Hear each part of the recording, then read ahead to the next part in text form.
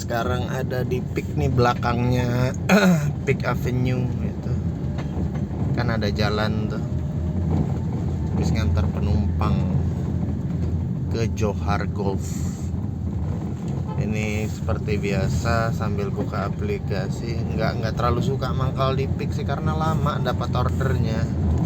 Kalau di Peak ya syukur-syukur dapat. Cuma biasanya di apartemen by walk yang di Pluit tuh biasa nongkrong bersama teman-teman Grab.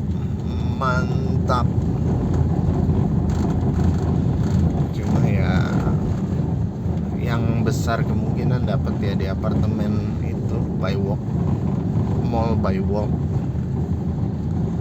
Oke guys, rumahnya gede-gede gitu, kadang ngayal gitu, kapan punya rumah segede ini ya. Hayalan supir Grab, mantap.